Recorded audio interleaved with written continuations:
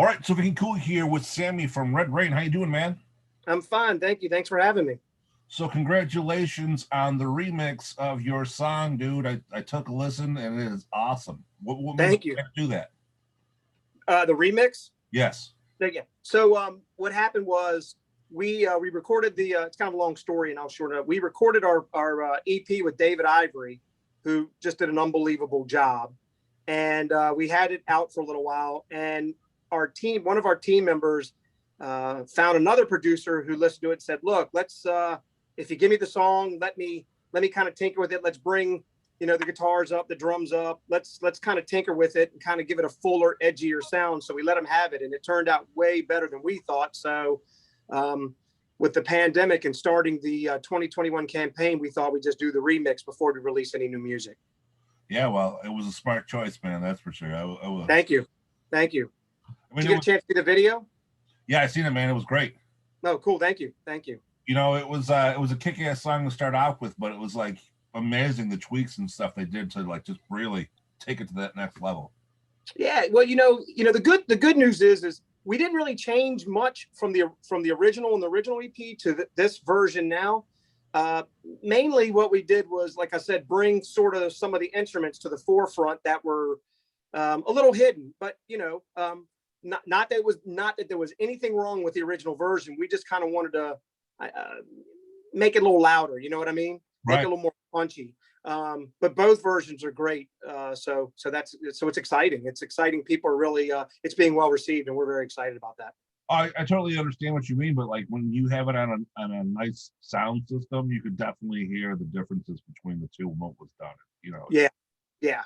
I think on the original version, everything's a little more compressed, and this is a little more open, a little more for me, I can tell like the drums were brought up, so you can really hear the bass drums more on this version than you could the original version. But again, both producers did a wonderful job. We couldn't be any happier that we've worked with both of them. So it's exciting.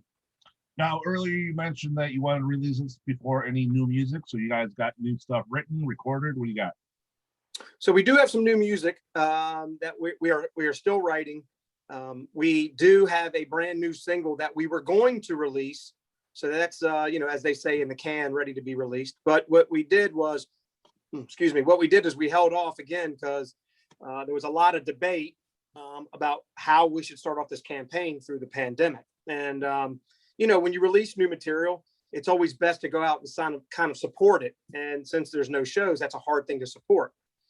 So we felt like we could grab some attention here and then maybe release some new music. So I don't know when that's going to come out, but it'll be sooner than later. See, right now that's always the best, is to keep the fans going. You know what I mean? If you out too much at once, it's gonna fade out by the time you finally can go back on tour. Yeah, and every band approaches it differently. Like I was reading last year that some of the bands were holding their new music until they could go tour. Some are just releasing because nothing was being released. But we're a minor level band. I mean, we've toured and played with some really big bands, but we got to be pretty methodical about everything we do. I feel like you can make 7 right moves, but if you make one wrong move, it takes you back. So and not every move's the right move, obviously, but we try to be very methodical about how we approach what we release, what we don't release, shows, and so on. So far we've been lucky. Everything's worked so far. Well, I mean, it's definitely got to be hard not having the ability to tour to back up an album, especially with fans not paying for music these days. I mean, for some reason, everyone thinks that should be given to them for free instead of supporting an artist. Right. Yeah. Well, listen, I agree.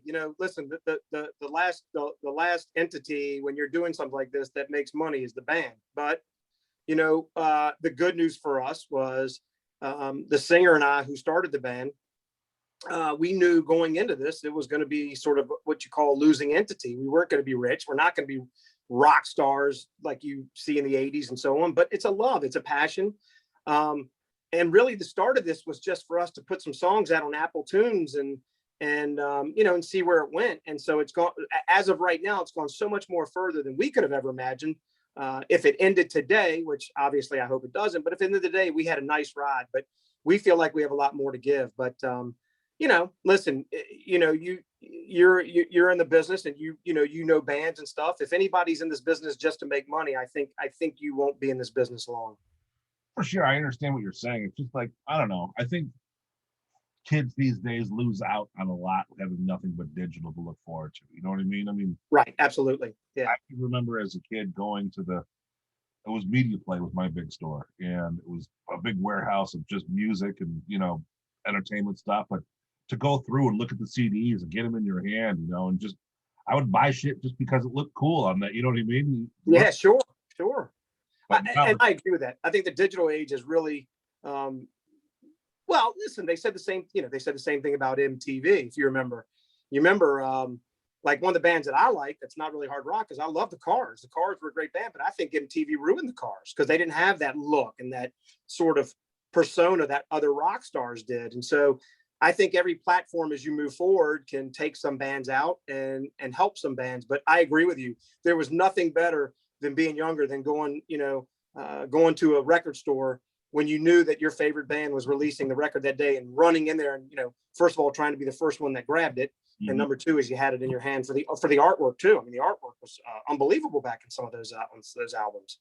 right? Yeah, artwork, unfolding it and singing the lyrics, and Yeah. really Yep. getting into it and seeing a little thank yous and shit on there. There's so many things that came with the CD. It's unbelievable. Yeah. I mean, it's great. I'm one of those guys. I do like a physical copy. So.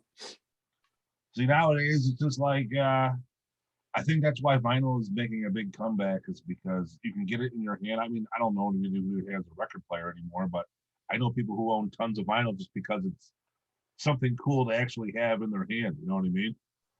I have, well, as a child, I had a bunch of vinyl, and I still have it. I've kept it all these years. And my wife and I just bought my daughter a record player a couple months ago. So she's starting to get into it. And this is great. I took her the other day, and the two albums that she wanted, it made me so proud too, was Queen's Greatest Hits.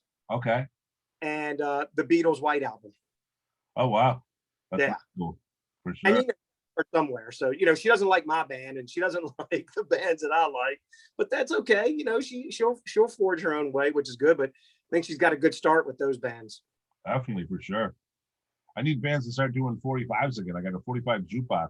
I got nothing but classic rock, which is awesome, but sometimes you hear something new. It's just like, damn, I wish I could find something that's my God, I think the last time I saw a jukebox was about 4 years ago in a dive bar I was in, and it was the greatest feeling in the world. Oh yeah, I got one downstairs in my bar room, so it's cool. That's awesome. Go through some numbers and have it go through and everything. That's great. So I see you got some shows coming up, man, with some pretty big bands, Jackyl and Quiet Riot, huh? Yep. So the Jackyl show was moved. We were supposed to play May 8th, Dr. Pepper Park in Roanoke, and they moved that. So now that show is July 17th in Roanoke at Dr. Pepper Park. It's a great venue, and the promoter who runs that, she's awesome. So we love her. We love going there. And then we're playing at this is a rescheduled show, the Quiet Riot, which was really from last year in November, and that's at the Dominion Groove Music Hall, which is in Thornburg, Virginia, with Quiet Riot. So we were supposed to play on, and unfortunate news would have probably, now with the events that went on, would have been probably Frankie's last show. Oh, wow. Yeah, that's. But I've been lucky. So my singer and I were in another band before Red Rain, and that band opened for what I call the MTV Quiet Riot. So it was Rudy Sarge. It was the original MTV Quiet Riot. So I was lucky to meet all of them then. And then Red Rain has opened for Quiet Riot before a couple of years ago in Lynchburg. So and Frankie was very gracious. Then we took a couple, snapshots. So very sad he's no longer with us. You ever watch that show Botched? I have not. With the plastic surgeons? I have not seen it. No. Is that something I need to look out for? Just the brother on the show was the original singer for Quiet Riot, so it's cool to not little fun fact that you know what I mean. Every time I watch the show, that's what I think about it. Jesus. I'll have to look that up. That's cool. it's weird to think sometimes when you see that kind of stuff, you know. I mean, like I'm from Buffalo here, and this is where Cannibal Corpse started, and the original singer Chris, who's now the singer for 6 Feet Under, Yeah, Chris Barnes, his brother was a huge lawyer here. Salino and Barnes is like the biggest. All you see is billboards all over the place. So right. it was funny back in the day to go to the shows and see like this dude in a suit, like straight laced, and what's he doing here? He's like, oh, that's my lawyer brother. And it's like, that's the dude from the billboard. We've been fortunate enough to have a couple bands here. Where our first rehearsal space was right beside Lamb of God. Oh yeah. So we'd be practicing, and then towards the end of our song, you'd hear the building shake, and we're like, okay, I think we're done for the night. So, yeah, pretty cool to see some of these guys walking around Richmond. Yeah, definitely. I mean, I've noticed that's been quite the music scene in Virginia lately. I mean, a shit ton of bands that I've been interviewing have been in that area. It's crazy. Yeah, there's really, it's really some good music. The problem with, and it's not a problem, but like where we're from here in Richmond, it's not really an original town. It's more of a cover band town. So, you could play any cover tune and people will come see you. You play originals, it's not really as supported as much as the cover tunes. And I get it. People want to go out and have fun and know what they know. But what drives me nuts is you'll be talking to somebody like, there's really no new good music out there. I'm like, you're absolutely wrong. There's great music out there. I listen to some of the internet radio stations, and they just have bands like us that are great. They have heavier bands that are great. They got lighter bands that are great, and they're there. You got to find it, but they're there. And there's some really damn good bands out there. So that bothers me a little bit when people say, "Oh, there's no good music there anymore." You got to be willing to open your mind a little bit and go look for it, because it's there. I've noticed there's a lot of heavier stuff, at least from the bands that I've been interviewing in the Richmond area. Yeah, it is. There is a lot of heavy stuff here. It's like borderline Guar and Lamb of God type music. Mm-hmm. Yeah, I just did. I don't know if you know Seasons. I do not know. They're making a name for themselves right now. They're from your area, but they're the one that sticks out. I know I did like at least 3 or 4 bands in the past couple of months from Richmond. One thing I noticed, you guys all put RVA in your name. Well, we do. Yeah. Well, the funny thing about that was when we were looking for, I don't know why we did that. It had something to do with the website. When we started our first website, the person who constructed our first website, which is now gone, put it under the moniker of Red Rain Band VA. I don't know why, but that's really not. I mean, we really just go by Red Rain, but I mean, we don't mind supporting Virginia. Gives people. Like you're interviewing people from Virginia, so you can tie it all in, which is really good. Oh yeah, well that's what I was saying. I've noticed that almost all the bands here in your area either have VA or RVA attached to their name on their social media platforms and things like that. Yeah. Well, when we first did Red Rain, there were some. We looked up Red Rains. They had some bands that were years ago that they had already been sort of that don't play anymore, kind of defunct. So I think what made us different in copyright and all that was we added the RVA. So besides the 2 shows that we talked about, you guys got any plans of doing like a full-on tour this summer or anything like that, or venturing out outside of Virginia? Well, I don't know the answer to that, because that's out of my hands. That goes to our team of people that we have, but I think it's going to be harder to get shows. I think until the pandemic really lightens up, I think there's going to be certain shows and I also believe, and this is my opinion, that some of the bands that we did tour with are going to package up. So they won't have a need for sort of an independent opener like us. So we're just kind of waiting and seeing. But in the meantime, it's worked for us because we've been writing. So that's been if there's a plus, that's the plus, is we're writing just material, song after song. That's one thing that I'm going to find interesting, is a routing path once it takes place of that's going to be open. You know what I mean? I mean, everywhere is different. You guys seem to be open all the way. I'm in New York here, and any venue is 20% capacity, so we ain't doing any real shows. Well, I don't know if I don't think Virginia is 100% open. They've opened it more. So I think if you have 1,000-seat venue, I think you're allowed to do like 700, which is pretty good, you know, I mean, but I think, don't hold me on that, but I don't, excuse me, I don't know if it's full capacity, but the problem with Richmond is Richmond doesn't get a lot of rock acts through here, a lot of hard rock acts or heavy metal acts. So if it's not local, we don't really get the big bands that come through here. So we've played Richmond twice since we've started this band, one with Lita Ford in Richmond and one with Tesla.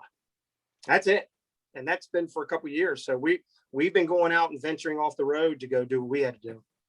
How far are you away from Virginia Beach? We're about an hour and 50 minutes from Virginia Beach. I got a lot of big shows there, right? They do have some big shows there, but you know, again, it's hard to, so like the club there that kind of brings in those acts, which is the Norva, they're not open yet, or they weren't as of last week. So they're still kind of shut down. Our big theater here, the National, they may have opened last night. It might have been Hailstorm that played. I don't know if that show went on, but they were closed up until this show. So yeah, I mean, until everybody kind of gets in full swing, I think shows are going to be a few and far between this year. So we're going to forge on though. When I used to, whenever I want to take a quick vacation, I just drive down to Virginia Beach and I always walk the strip and I'm like, oh my God, I can't believe such and such is playing, you know, wherever around here. So I always noticed there was always someone halfway decent playing around. Yeah, there's some really good places down there to play. I've only played Virginia Beach once. So, but you know, our shows are, you know, we try to tag on to people who have an actual tour. We try to tag on the tour. You know, that was sort of how we've been booking shows. We've been on and off tour with Tesla for the last 3 years. Oh, that's awesome, man. You know, yeah. I just interviewed Brian Wheat talking about his book. Really nice guy, man. Yeah, cool. They were gracious. Our first tour with them was in 2017, and we were in the Midwest with them, and they were just gracious and good people. So hopefully, yeah. Get back on the road again soon. You guys can do another tour together. You know. Yeah, I mean, you know, we just want to play, but you know, so does every other band. But I think it's going to be a little more, again, you know, the word I keep using is methodical. I think you have to be a little bit more methodical.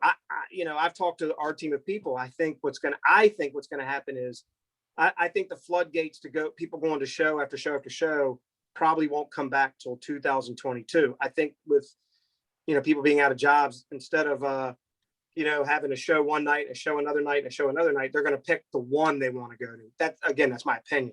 So I think it's going to be a little tougher this year. Oh, for sure. I mean, for money wise, for one, for two, I mean, not everyone's comfortable enough to get around crowds. So, you know, it's going to be different. That's for sure, you know? Yeah. So we're just taking the time. We're just going to continue to write. So we'll probably, like I said, we recorded one song. We haven't decided if we're going to do another EP or another album, but, you know, we want to make sure we have enough material that, we can decide which way we want to go.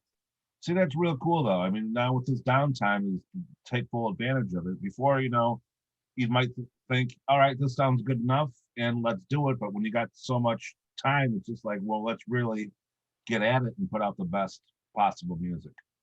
Well, you know, it's funny you say that, because what we would do is so I'll give you an example. We played 3 shows with Tesla. We come back to Richmond. You know, gets a little grueling. So we decided to take the next week off, no rehearsal. Then we come back.